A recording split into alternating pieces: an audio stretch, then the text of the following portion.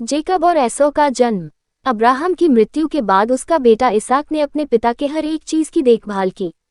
उसने एक लड़की से शादी की जिसका नाम रेबेका था। इसाक ईश्वर से प्रेम करता और उनसे हमेशा प्रार्थना करता। ईश्वर ने इसाक की प्रार्थना सुनी और उसके घर एक साथ 2 जुड़वे बच्चे हुए। दोनों बच्चों को पाकर इसाक बहुत ही खुश था। जन्म के समय इसाक ने देखा कि उसके दोनों बच्चे एक जैसे नहीं थे। उसका पहला बच्चा बहुत ही मजबूत और हट्टा कट्टा था और वहीं दूसरी तरफ उसका दूसरा बच्चा उतना मजबूत नहीं था। इसाक ने बड़े बच्चे का नाम एसौ रखा और अपने दूसरे बच्चे का नाम जेकब रखा। लेकिन उन दोनों में जेकब बड़ा था, इसीलिए जन्म का अधिकार जेकब के पास था। जन्म का अधिकार उस बच्चे को मिलता था जो पिता का पहला पुरुष बेटा हुआ करता था। उस बच्चे को पिता की संपत्ति और हर एक चीज में ज्यादा हिस्सा मिलता। इसाक को एसौ से ज्यादा लगाव था और वही दूसरी तरह रेबेका को जेकब से ज्यादा प्यार था। वह जेकब की बहुत चिंता करती। एसौ बड़ा होकर एक शिकारी बना। वो ही एक मजबूत इंसान था जिसके शरीर में बाल ज्यादा थे। वही दूसरी तरफ जेकब घर के भेड़ों का ध्यान रखता। समय निकलता चला गया और इसाक बूढ़ा होने लगा।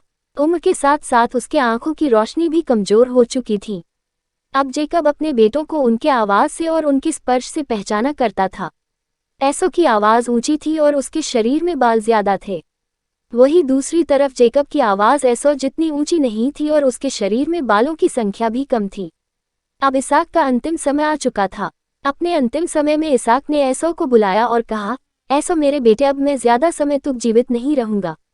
मैं अपने अंतिम समय में तुम्हारे हाथ से बना हुआ हिरन खाना चाहता हूँ। मुझे तुम्हारे हाथों का बना हुआ हिरन बहुत पसंद है।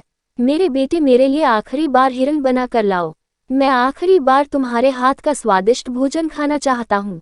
उसे खाने के बाद मैं तुम्हें आशीर्वाद दूंगा जिससे ईश्वर तुम्हारा साथ देंगे। उद्धरण चिन्ह, मैं आपके लिए हिरन पका कर लाता हूँ पिताजी, आप चिंता न करें। एसौ ने अपने पिता इसाक से कहा। इसके बाद एसौ तुरंत शिकार पर चला गया। जिस वक्त इसाक अपने बड़े बेटे एसौ से यह कह रहा था तब उसकी माँ रेबेका वहां खड़े होकर सारी बातें सुन रही थी।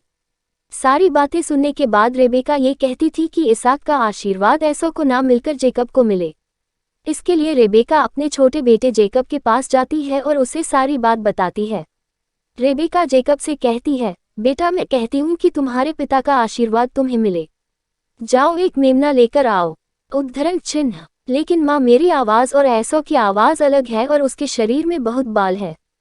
पिताजी मेरी आवाज सुनकर और मुझे छूकर पहचान जाएंगे कि मैं एसौ नहीं हूँ, जेकब ने अपनी माँ रेबेका से कहा। जेकब की बात सुनकर रेबेका ने कहा, तुम चिंता मत करो और मैं जे कहती हूँ बस वैसा ही करो। जाओ, एसौ के आने से पहले ही जल्दी से एक मेमना लेकर आओ।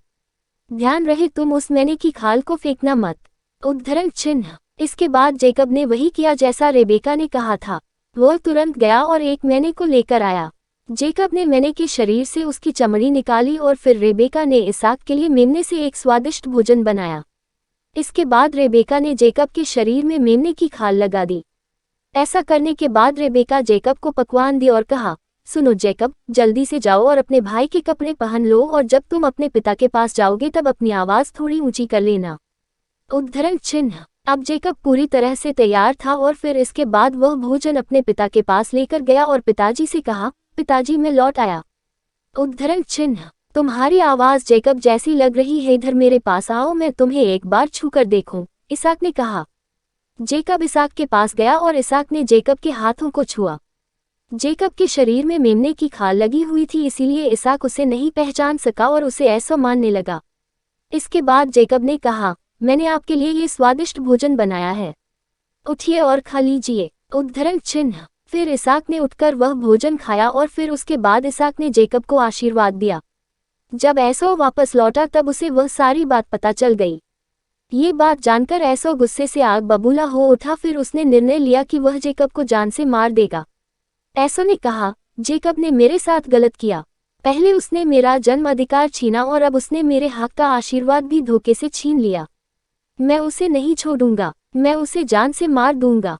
उद्धरण चिन्ह, रेबेका ने वह सारी बात जाकर जेकब को बता दी और उसे वहां से भाग जाने को कहा।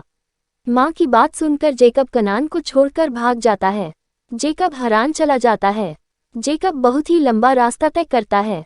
कई दिन और रात गुजर जाते हैं, जेकब चलता ही रहता है। एक दिन रात को जब जेकब सो रहा होता है तभी ईश्वर आते हैं और उससे कहते हैं, जेकब डरने की कोई ज़रूरत नहीं है, मैं अब्राहम और इसहाक का ईश्वर हूँ। मैं सदैव तुम्हारी रक्षा करूँगा और तुम्हारा साथ दूंगा जिस तरह से मैंने अब्राहम और इसहाक का साथ दिया था। मैं तुम्हें ये ज़मीन दूंगा और यहाँ वापस लाऊंगा। उद्धरण चिन्ह। ईश्वर के ऐसा कहने के बाद जेकब की नींद खुली और उठकर उसने उस जगह पर एक चिन्ह छोड़ा क्योंकि वह उस जगह को ईश्वर का स्थान मानता था। जेकब ने उस जगह का नाम बेथल रखा। कई दिनों की यात्रा के बाद जेकब आराम पहुंचा। वहां वह जाकर लबान के साथ रहने लगा जो रेबेका का भाई था। अगर आपको ये Jacob and Esau Bible story in Hindi अच्छी लगी तो इसे शेयर सब्सक्राइब जरूर करें।